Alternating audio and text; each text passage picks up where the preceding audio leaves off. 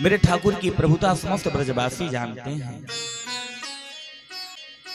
आज एक बार कहने पर इतनी पुरानी परंपरा चली आ रही थी, सबने छोड़ दिया।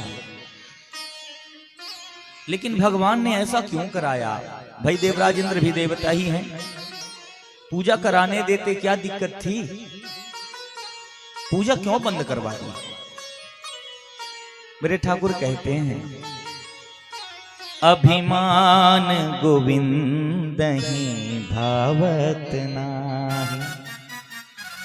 भगवान सब कुछ सह लेते हैं, एक नहीं सहते तो है अहंकार। अहंकार भगवान का भोजन है। 4 प्रकार के मद प्रमुखतः कहे गए हैं। धन मद, बल मद, रूप मद,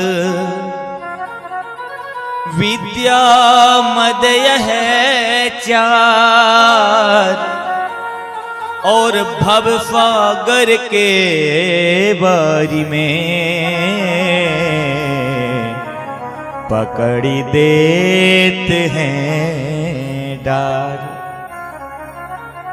भगवत कृपा से ही गुण प्राप्त होता है, चाहे वह धन मिले, चाहे रूप मिले, चाहे विद्या मिले, चाहे बल मिले। जब भगवत कृपा का अनुभव ना करके हम उसे स्वयं का पुरुषार्थ मानने लग जाते हैं, तब भगवान फिर रुष्ट होकर के उसके अहंकार को तोड़ने के लिए ऐसी लीला किया करते हैं। महाराज, मनुष्य का अभिमान या तो टूट जाता है, या फूट जाता है, या बिखर जाता है, हमेशा साथ रहने वाला नहीं है। हाँ, एक अभिमान ऐसा है, यदि वह अभिमान जीव को हो जाए महाराज, तो वह अभिमान भी भवसागर से पार लगा देगा। कौन सा अभिमान? अफे अभिमान जाहि जन भोरे, अफे अभिमान जाहि जन भोरे, अफे अभिमान जाहि जन भोरे, अफे अभिमान जाहि जन भोरे। मैं सेवक रघुपति पति मोरे, मैं सेवक रघुपति पति मोरे। अफे अभिमान जाहि जन भोरे, असे अभिमान जाहि जन भोरे, अफे अभिमान जाहि जन भोरे, असे अभिमान जाहि जन भोरे। मैं सेवक रघुपति पति मोरे, मैं सेवक रघुपति पति मोरे।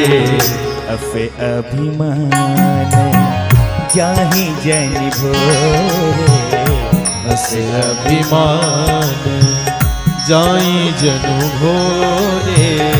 मैं सेवक रघुपति पति मोरे, मैं सेवक रघुपति पति मोरे। मैं सेवक रघुपति पति मोरे। अभिमान हो तो अपने गुरुदेव का हो या फिर ठाकुर जी का हो। जब यह अभिमान रहेगा महाराज, तो फिर आपका अभिमान कभी बढ़ने नहीं पाएगा, क्योंकि हृदय में दैन्यता होगी, सरलता होगी, सहजता होगी। फिर आप स्वयं के मान, प्रतिष्ठा और सम्मान के पीछे कभी ना भागेंगे। तो जिनके हृदय में दैन्यता होती है महाराज, वो अपने आप को कभी स्वामी नहीं मानते, कभी महापुरुष नहीं मानते, क्योंकि तृणादपि सुनीचेन तरोरपि सहिष्णुना। वैष्णव धर्म कहता है कि महाराज तृण से भी छोटा बनना जिसे आ गया, जिसके अंदर दैन्यता आ गई, ठाकुर जी उस पर अनायास ही रिझ जाया करते हैं। लेकिन जो अभिमानी है और अभिमान करके छाती फुला करके घूमते रहते हैं, ऐसे लोगों पर भगवान कभी भी प्रसन्न नहीं होते। भगवान कहते हैं मैं उसके लिए कोमल बन जाता हूं जो मेरे लिए कोमल बनता है। जो तू आवे एक पग तो मैं आऊं पग 60। भगवान कहते हैं तू एक पग तो मेरे लिए बढ़ा, जो तू आवे एक पग तो मैं आऊं पग 60। और जो तू लाठी काठ की तो मैं लोहे के लाठ, तो मैं लोहे के लाठ। देवराज इंद्र के हृदय में अभिमान आ गया था, वो अपने आप को स्वयं जगदीश मानने लगे थे, इसलिए भगवान ने उनके अहंकार को तोड़ा। दूसरा भाव यह है कि जो अपूज्य हो, पूजन करने योग्य ना हो, चाटुकारितावश यदि ऐसे व्यक्ति की पूजा की जाए तब भी दोष लगता है महाराज। शास्त्रों में ऐसा नियम बताया गया है, पूजन उसी का करना चाहिए जो पूजनीय हो, आदरणीय हो। अपूज्या यत्र पूज्यन्ते पूज्यनाम च व्यतिक्रमः त्रीणि तस्य प्रजायन्ते दुर्भिक्षं मरणं भयम्। कहते हैं जो अपूज्य की पूजा करता है, पूजने योग्य नहीं है, लेकिन फिर भी चाटुकारिता व स्वार्थ व लाभ के कारण वो जाकर के उसकी पूजा करता है, उसके चरण को स्पर्श करता है। ऐसा करने पर उसके जीवन में 3 भय उत्पन्न हो जाते हैं।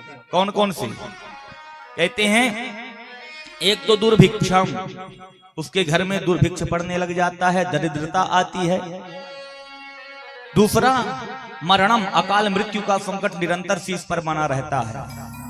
और भयम, निरंतर भय व्याप्त रहता है। आजकल देखा जाता है महाराज, बड़े नेता जो हैं भले ही जीवन में संस्कार ना हो, वैष्णवता ना हो, लेकिन जो छोटे नेता हैं जाकर के उनके पैर छूने लग जाते हैं। ऐसा नहीं करना चाहिए। जिसकी योग्यता है, पात्रता है, उसी को दंडवत प्रणाम करना चाहिए। भगवान ने विचार किया, इतने दिनों से ब्रजवासी पूजा कर रहे थे, चलो ठीक है, लेकिन अब ब्रजवासियों के बीच में मैं स्वयं आ चुका हूं, इंद्र का भी स्वामी आ चुका हूं, तो फिर इन ब्रजवासियों को देवराज इंद्र की पूजा करने की आवश्यकता है क्या? यदि इन्होंने उसकी पूजा की तो निसंदेह इन सबको दोष लगेगा, क्योंकि अब ये मेरे परिकर हैं। इसलिए इतनी पुरातन परंपरा चली आ रही थी, आज भगवान के द्वारा बंद करवा दी गई।